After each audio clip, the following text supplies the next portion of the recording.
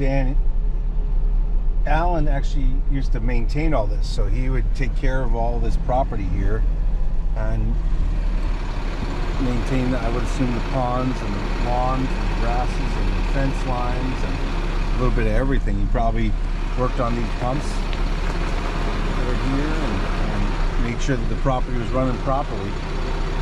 This one actually looks pretty deep right here. And you'd expect there to be some damage to trees. Yeah, and it's shallow on the edge. Yeah. You know, right here, so you couldn't really get in. And you're not going to make. Stop. Yeah, you're not going to make it in very far. I mean, that location, you'd have to drive all the way through that to get to the deeper hole. There's no way his little car's going to do that.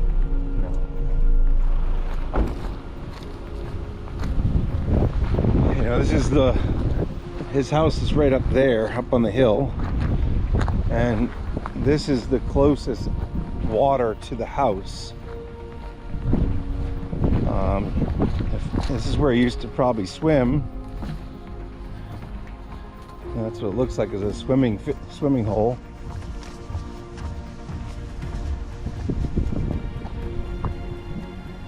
You might want to grab the paddle and see how deep it is. It looks pretty damn deep after the reeds. I don't know how deep the reeds are, but Yeah, I think it's a decent depth. We're going to be at least 3 meters deep. you never know though, because as you know, like when you look into this dark water like this, it just It could be 1 meter deep. it could be 1 meter deep. It just, you know, how deep do those reeds go? They could only go, a meter deep or less. I think it's really unlikely, but I'm happy to put the kayak in. You can bring it in here, put it there, and do it. Well, how about we first see if with the paddle, and it'd be nice if we had the sonar ball, but I didn't bring one with me. I'm gonna ship you one though from the US. I mean, you'd have to drive in there, right there. It's the only spot you really could get in. It's right there, and it'd have to float and then sink.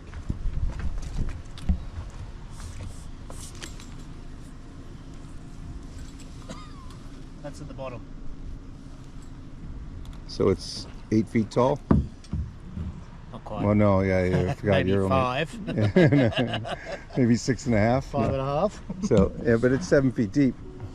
Yeah, up there it'll be deeper. I just don't see him like driving in here floating. I cannot see anyone come past there. You would make it, even if you went full hog, you'd make it to there. And the police said that they dove a bunch of these places, and they worked around these, and they looked at him the week he went missing to see if he was in any of these. Including Jack's 2 front property locations. Oh, fish in there though. There are fish. So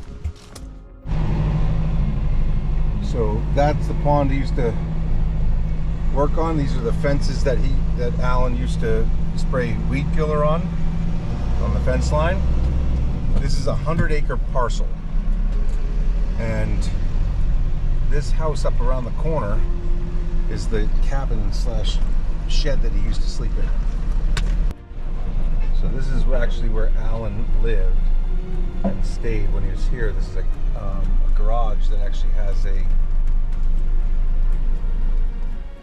Can you explain to me what you guys did originally when he went missing, and say what you said down there? So when he originally went missing, they had a police search where they did it was like a good 20 or 30 meters long with a bunch of people a couple of meters apart, and they went through the entire property, and we basically were searching spot search, I think it was called. Yeah. And we basically went the entire length of the property, both sides of the property, up and down, to try and see if we could find him, and unfortunately found nothing during that search. They then conducted various different searches around local properties. Unfortunately, they didn't do spot searches in many of them. They did next door, because next door was heavily involved, but that was about it. Went on for maybe 2 days. They did the first day and then the second day, if I remember correctly. I can't remember if the police were actually here on the second day, but I think they were.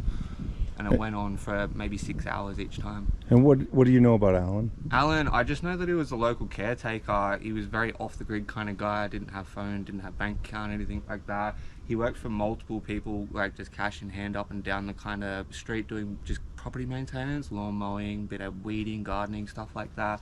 A bloke like Rob Dowling, who's Michael's brother-in-law, he was very close with him and did a lot of work with him. And he lives at the bottom of Pindimar. No, that's Mr. Mackay. He lives at the bottom of Pindimar. Rob lives at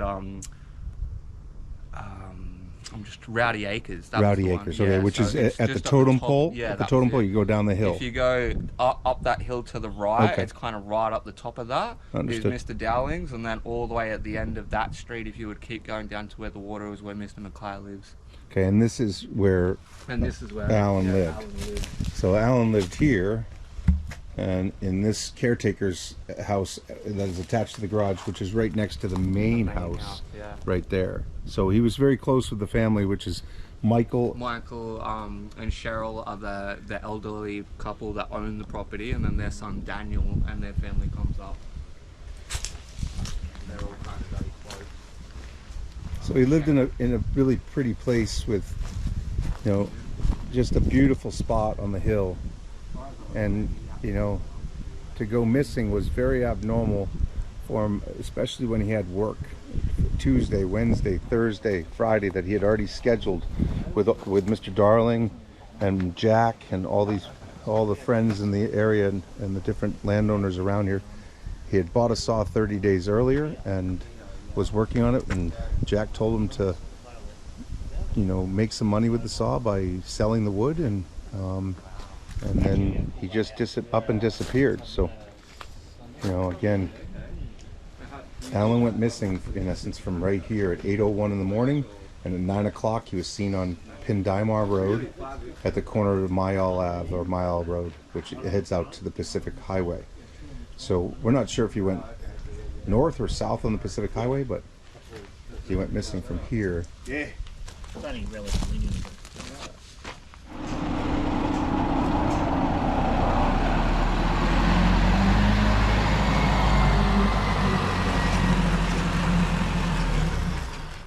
So we were looking at the Karua River in this gate that goes right down underneath the bridge. This trail is actually marked out as a little bit more defined on Google Earth and on maps, but I don't think, one, it's locked, and two, it hasn't been open in a long time, and so we're gonna cancel it off. But again, he pulls off right here and goes down. You can get into the Karua River there, but I don't see it happening, especially with a two-wheel drive vehicle. And he didn't get down in there, so cancel that out and clear that area and keep moving. So we're gonna actually go over the bridge and take a look at this creek that's called the Yalimaba Creek, which goes right close to the road. It goes up Terrian Road, and Terrian Road goes under the highway and then goes up the branch lane. It goes up the road, up branch lane, until you get to a couple creeks, and then keeps on going till you get to the Branch River, and you cross the Branch River. But Jack, as well as Kent and